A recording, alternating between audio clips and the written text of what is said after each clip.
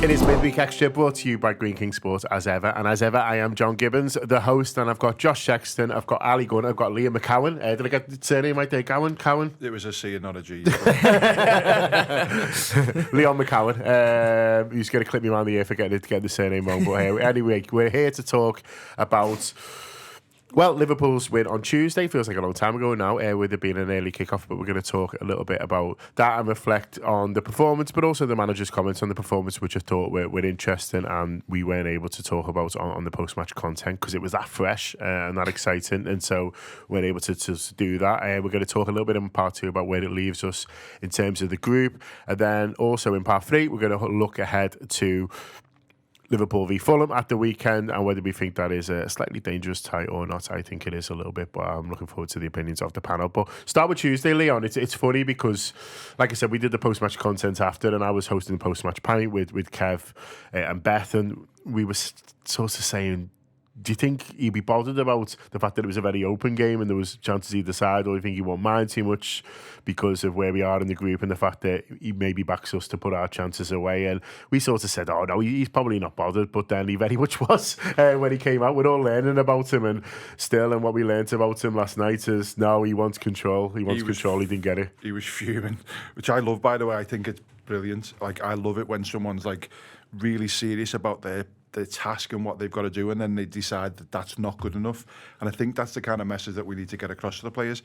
We got away with it. It was 1-0, all good, but at times it really wasn't good enough. It's always weird at the match because you'll watch it, you either go or you watch it on the telly, and I have to watch it back and go, like, was that actually how it felt? Because, you know, you get involved in the emotion and stuff like that. Yeah, sometimes you can feel more tense than it actually is because you care. Yeah, because watching it back, it wasn't as tense as maybe the commentary and some of the comments on social media and stuff have suggested. I didn't think it was as tight as it was, and I thought it was a good 1-0 away win in Europe.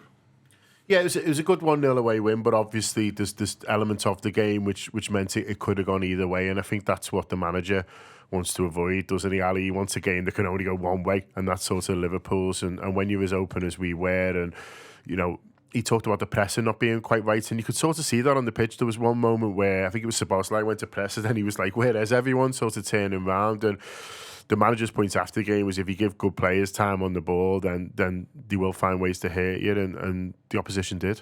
Yeah, Don gave his best Bruno Fernandes impression. Went off like a bit of a madman and then complained to everyone. But yeah, I think it felt to me, especially in the first half, it felt very sort of post-international break fixture. We seemed a little bit sluggish. And I know obviously we didn't play at the weekend, but it was only a week between games. But we 6 days, yeah, we just felt a little bit sluggish, a little bit off the pace. And with the team that we took out there, you really thought that we were going to stamp some authority, go out there, proper European professional performance. And to a certain extent, it still was that. And we set out and we achieved what we wanted to. But it just felt a little bit slow in the first half, and you could see by the manager on the touchline that he wasn't happy with everyone was just a yard short or a yard late, or a pass was just a little bit slow, and you could see it.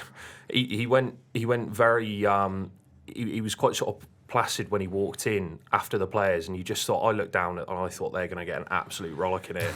And by all accounts, after the post-match, that's exactly what happened, because in the second half we really put a stranglehold on the game.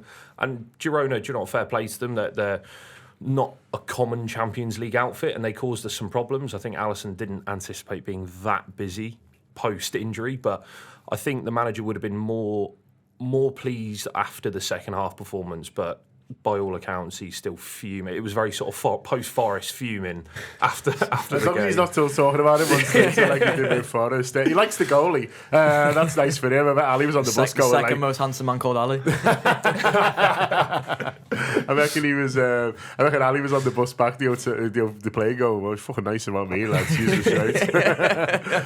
Yeah, Dom can't be turning around to Ali and being like, why not pressing, lad? So he's in the good books. No, I think I agree with what both of the lads have said there. Really, like it's one of them. Like Leon makes a good point at the end there, where like previously, like under Rafa especially, like feel like we always go back to Rafa when we talk about like sort of European away performance in particular. But like Rafa would play for games like that where maybe not being quite as open, maybe a little bit more defensively solid. But a 1-0 away win in Europe was Rafa's dream, wasn't it? And it feels like, Slot I think is the most critical when the results go our way, and is probably slightly less critical of the players when they don't. Because I think he probably sees it as, these are the times where we need to learn and we need to not be complacent. And I think there's an element that I think you can see creeping into the players' mindsets a bit. And I wouldn't necessarily describe it as complacency, or definitely not like unprofessionalism. Like, I wouldn't go that far, but I think you're seeing at times where they're trying to conserve a bit of energy, and that's where you do see when Soboslai's turning around to him being like, why are none of you pressing? Because it's almost like, well, I don't need to press in this exact moment, because if I can conserve this percentage of energy and we're still 1-0 up and we can still win this game, and then go into what's a huge game against Fulham at the weekend as well, feeling that little bit fresher for each sort of percentage that we saved in the game. I think you're seeing players probably more conscious of this season trying to be that little bit cuter. Like I was struck by that when Trent goes off against Villa, is it? And Slot basically says after the game, he's like, Trent felt something and immediately said like there was no one's taking any risks now. And I feel like maybe in previous times under Klopp, players were more inclined to sort of take that little bit of a risk with their fitness, or go that extra yard in terms of pressing to try and impress the manager and try and sort of play into the system in the way it was at the time there. But now I think you are seeing players sort of sitting off just a little bit, and I'll be interested to see the balance of that as the season goes on, because I think you see the manager being fuming there, and I think you'll see a couple more of them where it just sort of like you start to see where the boundary lies between him and the players. Yeah, he'll know as well. It's a timing thing as much as anything, isn't it, Leon? And I think, it felt to me like it was a good time to sort of deliver that message. You've just won a game, but listen, a lot of that's sort of not good enough. And I think it's good to do it after the win, but also you can't do it after every win, because I think the players start to sort of get a bit fed up, or the messages starts to get a bit lost. He'll know there's certain times where you just need to. And I think he would have been genuine in what he said, but also this is not about that game really. It's about Saturday. We're not sort of having that mindset, and so I thought, you mentioned before that you sort of liked the comments, but I think what I liked about them is that. One of the things I liked about him, he hasn't done that every week. It hasn't been every game. He hasn't been coming out and going, oh yeah, we won, but this and that. You know what I mean? He's always said there's things we could improve, but he's not gone as far as that. And I think that's important, because if you're going in all the time, like the message goes, the fact that it is one of a few times where he has done it, I think it makes it even more impactful. Definitely. I think we always forget when we're fans. I mean, there's a few finely tuned athletes around this table, but I'm certainly not one of them. But like, they are finely tuned. So missing that Everton game makes a difference, because they'll be set up to do every 3 days. And Gally mentioned, maybe missing the game, it has a little bit of effect. It looked a little bit like a game after a European, international break, yeah. And I think possibly that's part of it. As you say. I've not found anything to not like about Arne Slot yet. Like, I'm looking, because I kind of want to, and still want to love Jurgen a little bit more than I love Arne Slot. You know what I mean? What I'm like, everything he says, I'm like, I'm liking that. The little jibe at City, all of that kind of stuff. It's like, I really like what he's got to say, and you can see that the players do as well, because we're all flapping over contracts and whether someone's going to sign. But I was really interested in Trent's comments about the difference he's made and the different things he's saying, because I just like. I like managers and managing people. I'm fascinated by people and how people are managed, and I think he's doing clearly a fantastic job, because it is exactly, God bless Chiesa, wherever that fella is, but it's exactly the same side as Jurgen had at the end of last year, and he's managed to get a better tune out of them, which is coming from a better management style, or sorry, not better, a different management style, different noises, different tunes, and I think it's refreshing. Just stick with you then, Leon, on that, just because. It could have gone either way, couldn't it? With a new guy coming in and sort of a different style, and he does seem a little bit more like he's on them in terms of improvements and what they could be doing better, and that's sort of how he phrases it really, and he talks them up and talks about what he talked them up from the off. He said it's a really great squad, so he wasn't looking to make any excuses, which I've seen other managers do and come in and start talking about the problems. He's only come in and talked about the positives, but also from that. He's always on at them to improve as well, and I think that's quite an interesting dynamic how he does it.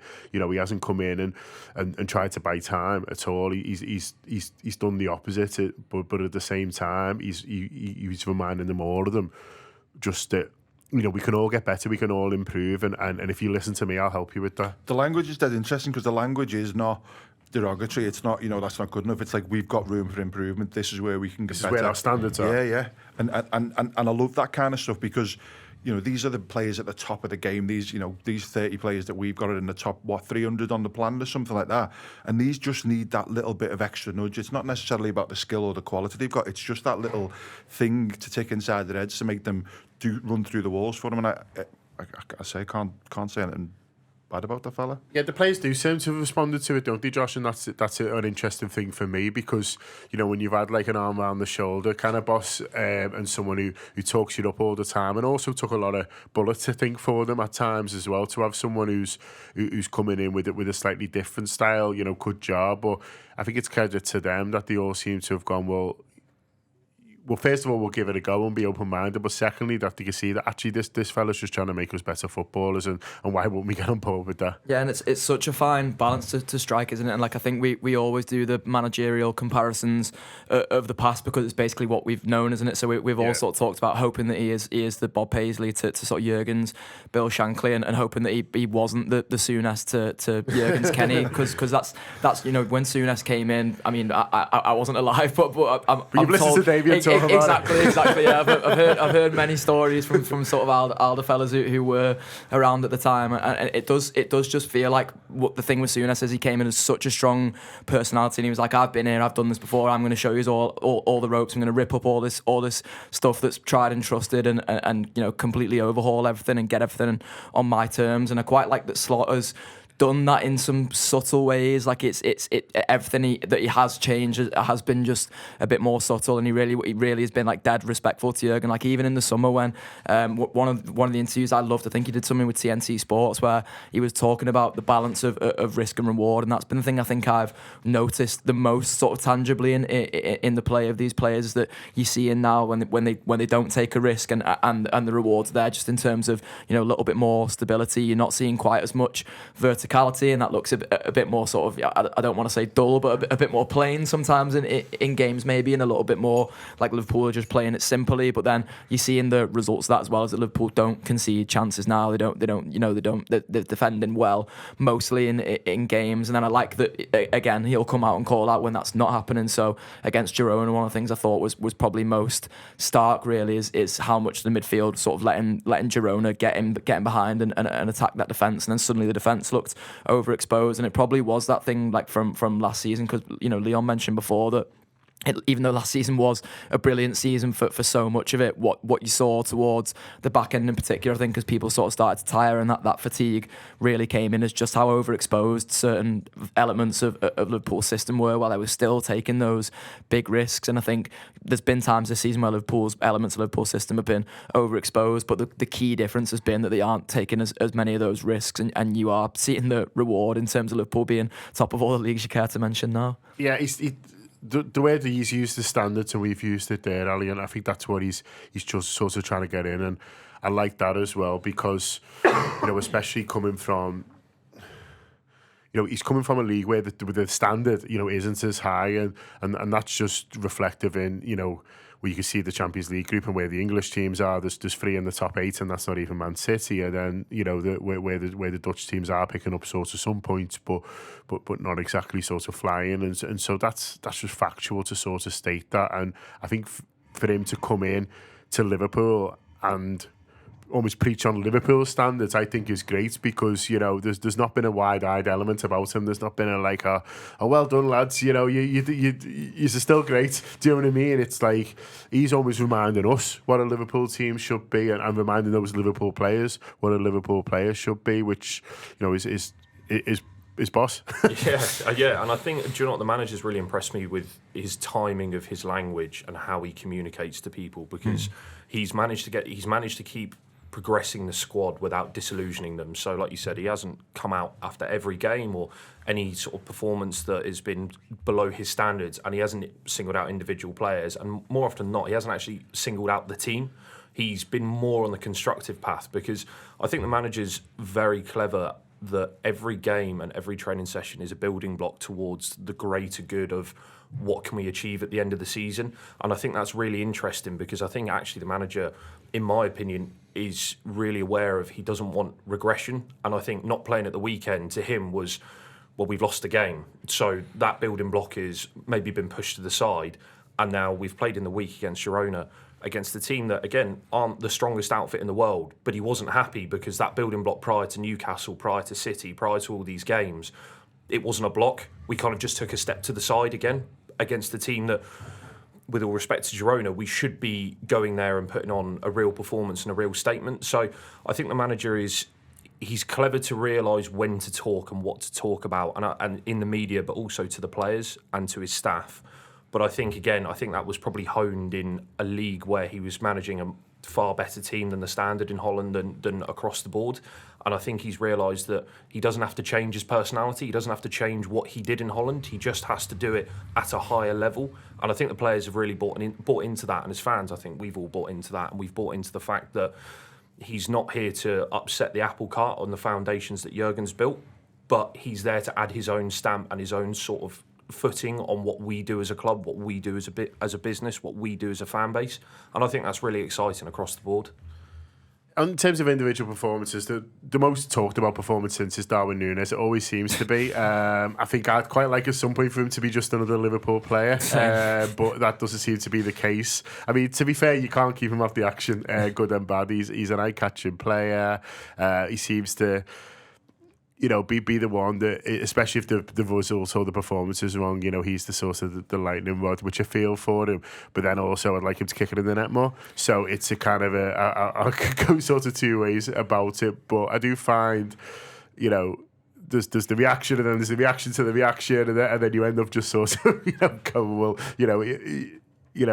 is he the maddest Liverpool player we've ever had, and does he send us all insane? But he certainly has you pulling your hair out, and he did on Tuesday night. Yeah, it's a lot of it is just sort of like steeped in narrative, really, isn't it? And that's the thing. I think there's a lot of people going into it with a preconceived narrative that they think Darwin Nunez is hopeless and couldn't hit a barn door, and then there's some people who think the sun shines out his arse and all the data's there to believe that he could be one of the best players in world football. And I think the truth is somewhere in the middle. And I was at pains to sort of try and emphasise on basically any show that I could in the summer that basically all we need Darwin Nunez to be, because I believed in Mo Salah, I believed in Cody Gakpo. It would be churlish of me to say I believed in Luis Diaz to the degree of output that he's put in, because I was sort of planning for us to sign Anthony Gordon in the summer as well. But I felt like with Darwin, all we needed him to be was basically Divock Origi, and that's where I think some people are probably struggling with the idea of just his price tag, because he did come in for so much money, and you're expecting that level of output. And as I say, I think some people are trying to believe the positive people around all the data and stuff like that. But if he could just be Divock Origi, I think that would be absolutely perfect for Liverpool, where, whenever Divock Origi was called upon, he performed. And I guess to be Divock Origi, like you say, Johnny, probably does need to just kick it in the goal a little bit more, because say what you want, Divock Origi, when he had the chance, more often than not, would kick the round thing into the rectangle thing. It feels like maybe Darwin can just sort of watch more of the way Divock Origi played and sort of learn to impact games like that. But I think he is still having impacts on games, and I think that's the thing that you can't take away from him at the moment. And listen, hard work is a minimum requirement at Liverpool, and the way this system plays, it requires the forward players in particular to press like madmen. But I think Darwin's actually, again, without sort of looking at the data, it feels like on the eye test he has led that for so much of this season. I couldn't possibly sit here and say to you that I think that Jota or Diaz or Gakpo or Salah have pressed better than Darwin this season, because that doesn't feel like it's true. It feels like he has been the one who's been leading in that regard as well. So I think if you are sort of going to be fair to him, and there's quite a lot of people who aren't trying to be either way, as in there's quite a lot of people who are blowing him up to be way more than he is, and there's quite a lot of people who are tearing him down to be way less than he is. I think he's been sort of perfectly fine. If he kicked it in the goal a little bit more, that would be absolutely brilliant. But Liverpool are still top of all the leagues you care to mention, so why should we care that much? But I think he's burdened by comparison as well, because 100%, of and the fee. And the fee, because of obviously he moved in the same summer as Haaland. When you actually look around the Premier League, there is actually a really good standard, Haaland aside. But you look at Isak, I think Isak's brilliant. You look at Ollie Watkins, there's a really good standard across the Premier League. And so he will be constantly compared to, last season there was a lot of comparisons with Nicholas Jackson, but the one thing you can't take from Nicholas Jackson this season is he has kicked the round thing in the goal more often than Darwin Nunez. So, and I think that's it's a really difficult balancing act for fans now, and especially us sort of watching him. Is I want to support him as long as I possibly can, because I do really see a player in there, and I see someone that could lead the line for Liverpool. And listen, like, there are other teams who've like shown you it's hard to buy goals though as well. And like I know United shouldn't be like the comparison for anything really, because the business they've done for so long has been sort of shoddy at best, really, hasn't it? But you know, United have spent hundreds of millions on strikers now, and none of them can score goals. So I think you are seeing throughout the Premier League that it's been pretty hard. Like Isak is probably the best example of someone who came in for big money and instantly hit the ground running in terms of that output. But elsewhere, like Jackson, I know he was only sort of like 35-40 million range, wasn't he? Which feels like sort of chumps change in today's market. But he struggled for the best part of 18 months to maybe sort of 2 years there. So it feels like only now he's started to kick on, and that's, you know, it's the same period of time. We talk about maybe even more time that Darwin Nunez has had. So I'm not by no means making the comparison like, oh, I think Darwin will come good and be this player, but I think it goes for, say, like how much he is sort of burden by comparison, but also burden by comparison of like our own players as well, because we have the fella to the right of him who's, by the way, has come out and said that he absolutely loves playing with him, but he also happens to be the fella who the most in the world right now is just scoring all the goals and getting all the assists. He's not bothered how many Darwin scores. No, exactly. He's like, I don't need to worry about it because I'll score all the goals. So I think it's tough for Darwin as well, because you mentioned Isak, you mentioned Pedro's at Brighton, you mentioned the guy at Aston Villa. They're all playing every week. Yeah. And it takes time to get stuff, but the problem is no one has any patience for him to take time to get a good run in the side and have a good go. I feel for him. I think it surprises me how we don't talk about, or most people don't talk about Nunez and Jota in the same sentence when it comes to that kind of stuff, because they both have their own failings. Jota's never available half of the season. Nunez misses lots of chances, but against each other, you kind of want the more for both of them, don't you? You want someone who can play every week and run around like a lunatic, but also score all the goals as Jota has. Yeah, no, I mean, that's it. You want it all, don't you? And you want it now. Like you just said, but you're not necessarily going to get it. Listen, we'll have a little break now. When we come back, we're going to talk about the Champions League group and where it leaves Liverpool. Spoiler top. Okay, back in the room. I've still got Leon, I've still got Ali, and I've still got Josh. And yeah, first, but it's a mile first, isn't it? It's mind the gap territory in both tables at the moment, and it puts us in a great position for January in terms of being able to sort of rest those games, add back any Liverpool team to win a home game against Lille, isn't it? And then PSV, you know, they can afford to lose that one and sort of be fine. But I still think, as I say, whoever he takes will sort of get something out of it. They're in a nice position. Below us, everyone's scrapping, so there's no one who could be sort of safe even for that top 8 really, because it is just sort of so tight, and then even down to there's some decent teams who might drop out, and we could have a busy January. Obviously there's a League Cup game next week which might make it even busier. We'll have to wait and see. So the manager, even if he wasn't delighted with the performance, will be delighted with where it leaves us, and yeah, as I say, his possibilities to maybe use some different players if he wants in January. Yeah, I think the manager's got his business done early, and he's given us a footing in the Champions League where we can afford to. I don't think to take risks is probably too far of a phrase for it, but I think he can go and take players like Trainioni or players like that away to somewhere like PSV and say you may get 10 minutes at the end of the game. Now, I'm not always sure the manager or this particular manager would do that, because again, we talk often on these shows about how he prioritises rhythm. And with Harvey Elliott coming back in, he may look at Harvey Elliott over the next 2 games and go, you're going to start and you're going to play at least 60 in both games because we need rhythm in your legs.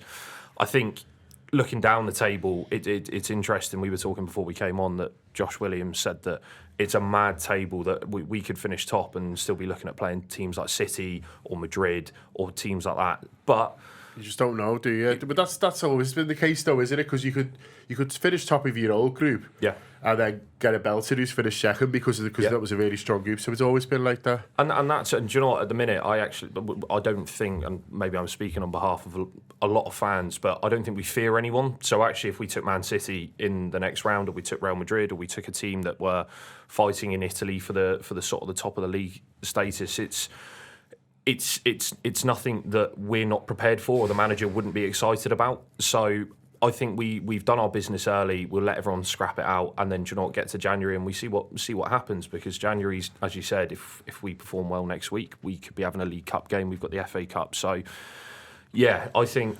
we're preparing ourselves gently. I spoke earlier about the building blocks, but we're preparing ourselves gently into this next cycle and this next run post Christmas. Even the intensity of these games now, I mean, the intensity of the games in January will drop, but we weren't that intense on Tuesday. The manager wanted them more intense, but you've got the option of taking that off. After our game, I watched the Atalanta Real Madrid game, and fucking hell, it was graft. Like, fair play, Real Madrid won, and good on them, but I mean, we know what it's like to play against Atalanta. I didn't realise they were top of Serie A, so they're having another great year.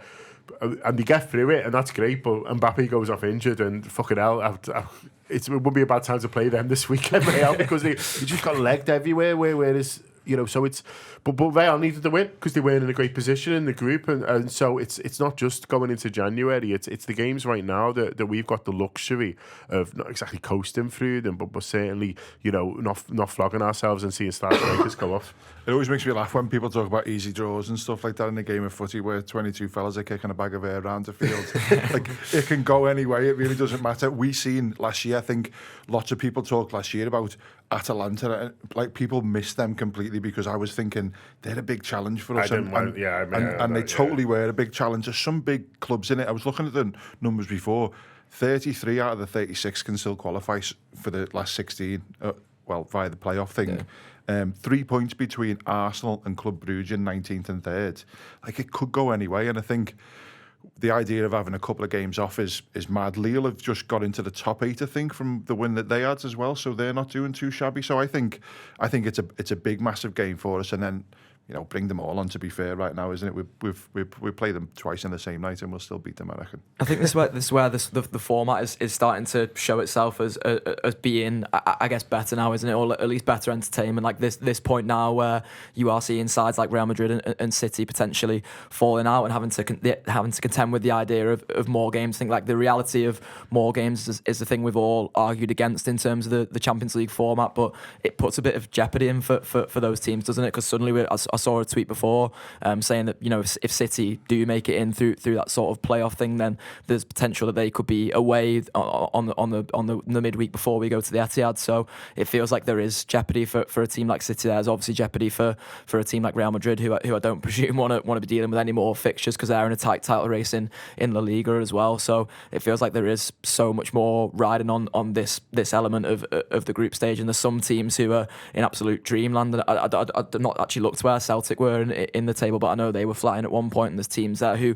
religiously would be finishing bottom of groups in the old format. So I think it's probably where it has made its money, to say the least, hasn't it? Yeah, no, absolutely, I agree with that. And we were saying before, Ali, about second guessing yourself about who you sort of might get, or you get through, and you're looking at who's likely to finish 16th to 17th or whatever. But I mean, first of all, it is so hard because, as we said, it is so tight.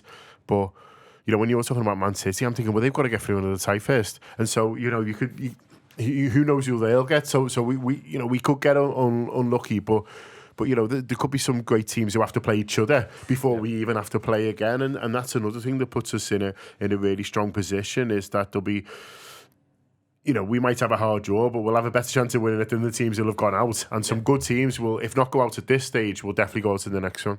Yeah, and that, as Josh said, it's the sort of exciting phase now of this new format. Is you're seeing, I think, personally a better standard of football, because it's just a little bit more random. It's a bit more rash. It's Atalanta going up against Real Madrid, and as we said, Atalanta are no mugs, but they legged them about. They ran them about and caused real bother for Madrid.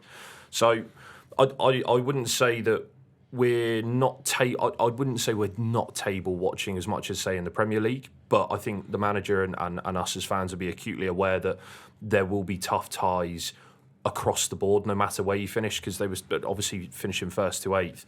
We can go up against anyone. I think the only thing that obviously we have gained from that is we play away first in that next sort of something round of like fixtures. That, yeah. Every time I read it, it's changed. But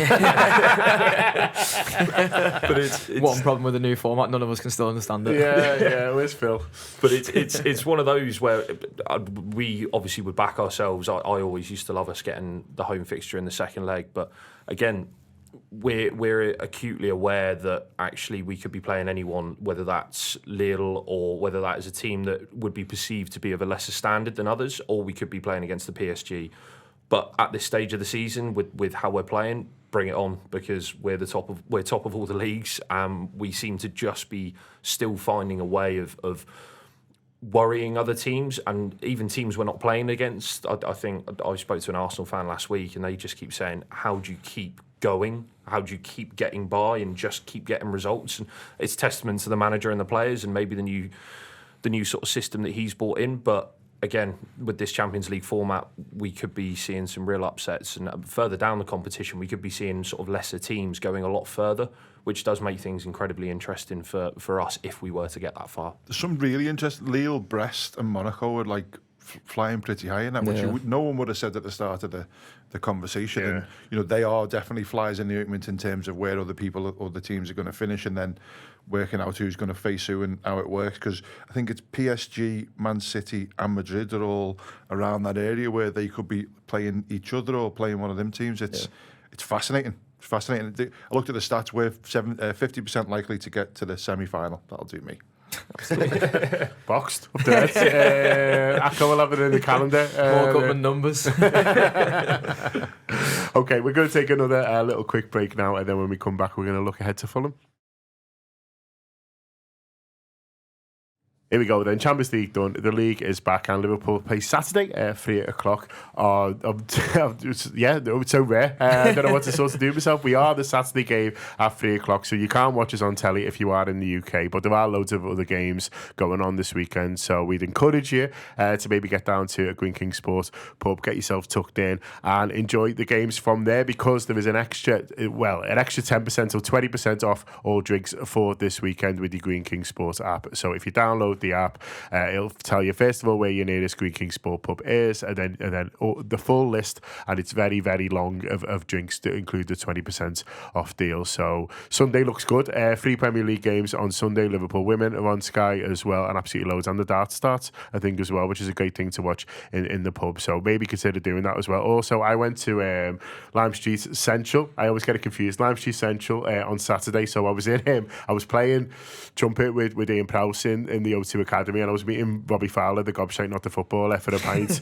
before, because he was coming, and he said, "Where do you want to go?" And I said, "Somewhere close," because the weather was awful, like Church Street had been closed and all that, and so I was like, somewhere near here, and so he suggested some of them, and one of them was Lime Street Central, and I went, "Yes, I've got an app, we'll sort of go there." So I went, so I was like, "I'll get these," because I knew I was getting sort of 10% off, very generous, but also I wanted some food, and the Christmas menu, Ali, is off the hook. They're doing this turkey toasty that is, it's unbelievable. They're also doing a full Christmas dinner, which felt like a lot just before I was going on stage. Do you know what I mean? Imagine me just sweating sausages out of me trying to sort of play.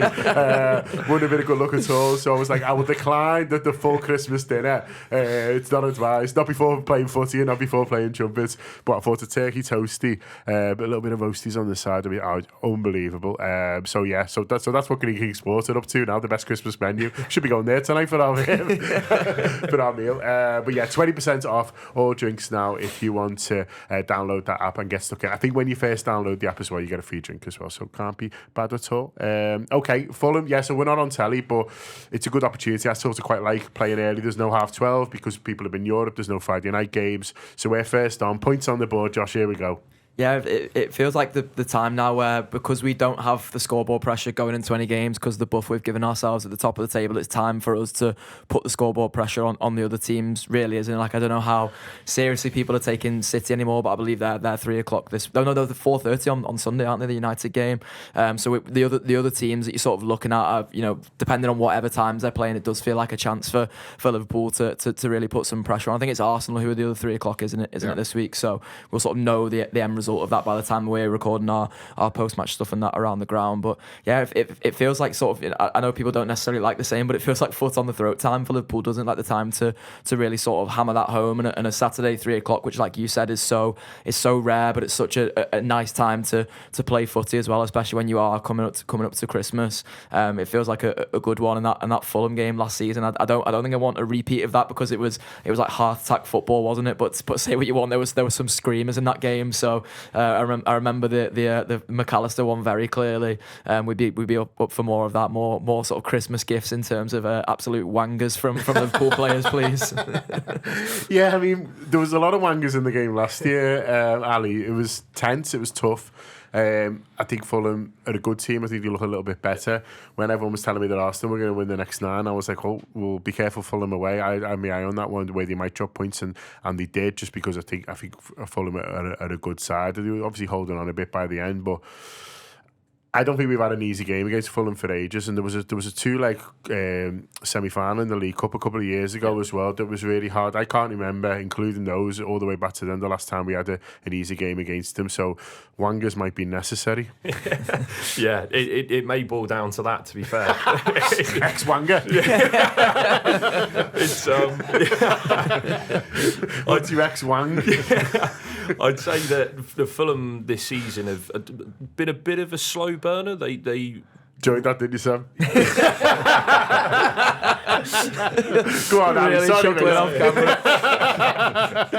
They've been a bit of a slow burner to get going. I think in the last few weeks they've picked up some interesting results, but I think, like you said, in the last couple of seasons, Fulham have turned up to Anfield and given us a real game, and I think this will be no different. And I think obviously they are still looking to really sort of put their stamp on their season. As I said, they've sort of the last sort of 5 or 6 games, they've really sort of built up a little bit of momentum. I know they're unbeaten in their last 3 away games, so that's something to sort of consider as well. They'll be well drilled. I think Marco Silva, I think he's an incredibly underrated manager as well. I think tactically he's really impressive with what he has at his disposal. Not to say that Fulham don't have a lot at their disposal, but I think he's very clever of obtaining results and obtaining the right sort of tactics for the game at that specific time, which we saw last season because we just had to score bangers. So, I mean, fair play to the lad. But I think that Fulham are going to be no mugs, and again, I see us wanting to build on those blocks from this week. I think this is our first Premier League game since Newcastle, and I think the manager will be acutely aware of that this is different now. We've had the game in the week to sort of get through the legs and that, but I wouldn't be opposed to what Josh has said, where I actually want us now, as Josh said about sort of stamping the authority, is I want us to become City how they were to us a couple of years ago, where every time you look at the fixtures after the game, every time you look at the league table, you go, oh, fuck, they've won again. Yeah, they've just won like again. stealing hope almost. Yeah, and it's draining optimism for Arsenal and for Chelsea at the moment, and especially for City. I want us to really start to drain hope that we're going to cause a slip up, and then when we do have a result like we did against Newcastle, it's not alarm bells ringing. It's okay, we've drawn a game, we turn the page, we move on. So I'd like us to go in and maintain that professionalism that we've done really well this season, and yeah, hopefully walk out with more bangers and less goals conceded.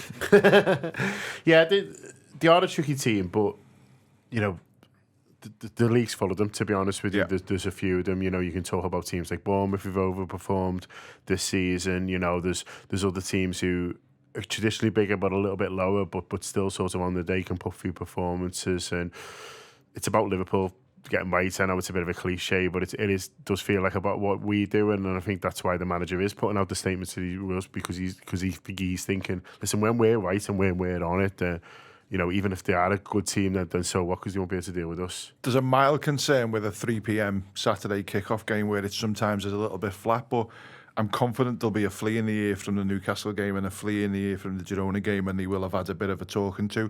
I think it's really important, this game, that we stamp our authority on it early. I think I've looked at some of the details of Fulham's results, and often when they go behind, they don't turn it round.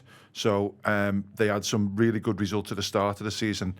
It's mad because I was looking at who's missing for them, and Anderson, who I really like as a centre-half, the guy who used to be at Palace, he's missing. He's missed the last 2 games, and their numbers have really faltered in the last couple of games. And I'm hoping that calf injury is still in place, and he's missing. They've also missing Bassey as well, who's suspended, and Kearney, I think, is also. Bassey's on 5 yellows, and Kearney got a red card. So there's a couple of fellas light who they would usually play, but they've got quality all over there. Anthony Robinson Yeah, is it? he's The brilliant, yeah. left back's pretty good. He's one of them where you wish he was 3 years younger, so maybe Liverpool could sign him because he doesn't quite fit the profile. Smith Rowe's a decent player. Pereira's really good. Jimenez seems to play his best game every year against Liverpool for some unfortunate. Virgil van Dijk. Just loves Virgil van Dijk. He's the kryptonite for Virgil. I think he's the only one who seems to get any joy against him. So I'm nervous, but I like that nervousness because it's a nervousness of we've got to do this, and hopefully all of the players are feeling the same thing as well. That this is a really important big game, and as you say, a chance to really kick them in the teeth again and keep winning.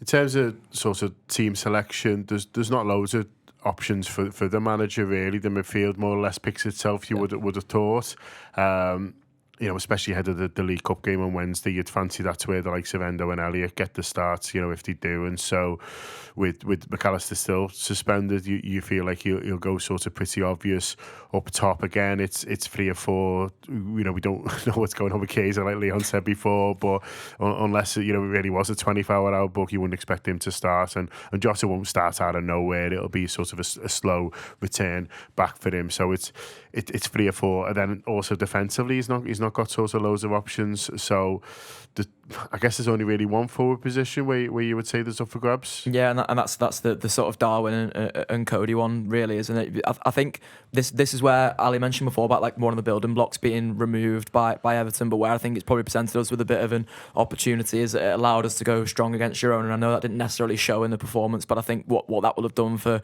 just rhythm and minutes in the legs, to be honest, because I think if he'd have still rotated going into that Girona game, which I think he'd have done more of if we'd have played on the Saturday. Now we've got the unique opportunity of we played on the Tuesday, we played on the Saturday. That's about as far as you go without playing games these days, especially during Christmas time, because you're just playing every 48 hours, it feels like.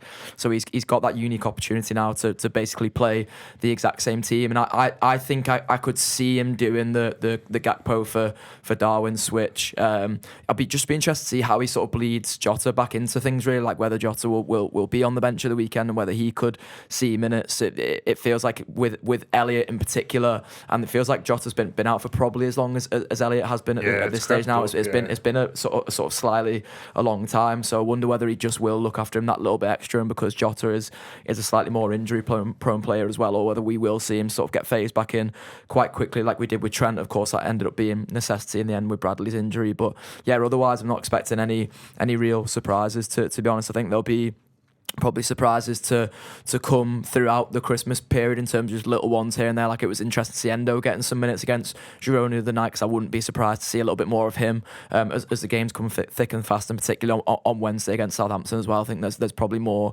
minutes for Endo there, if not necessarily from the start. So yeah, not expecting many Christmas surprises in this one, but I'll take all your gift wrapped wangers. Who would you go for up top, or who do you think would be the one to miss out? Personally, for me, I'd go Gakpo, Diaz, Salah, only because obviously with the injuries that Fulham have got, I'd say you'll start Diop on the right, who he's a big, rangy, athletic centre-back, but he doesn't really like turning round.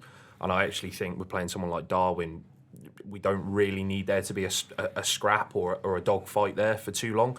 And I think with Castagna at right back, you'll see a similar pattern potentially to the City game, where we will try and hit Gakpo because of his frame and his size, and we'll use him to... I don't want to be a focal point, but to hold the ball up a little bit and draw some players into play, because his size advantage over Castagna is enormous. So I could see us trying to be sort of a little bit more free-flowing and trying to turn Fulham round just because of their injury crisis at the back, and the fact that I would see that Darwin was probably going to still get a number of games over the next couple of weeks, as you said, with Jota being bled back in. Well, you probably get some time off the bench in this one, because there's only 4 of them, and so he's always used that attacking sub. So he'll, I'm sure, look at it and see whoever I'm sort of leaving out, I can rejig, I can move things around, and there's an option there, for him, holding one back. It's interesting he came off the other day around the 60-minute mark, which usually indicates that they're going to start the next game.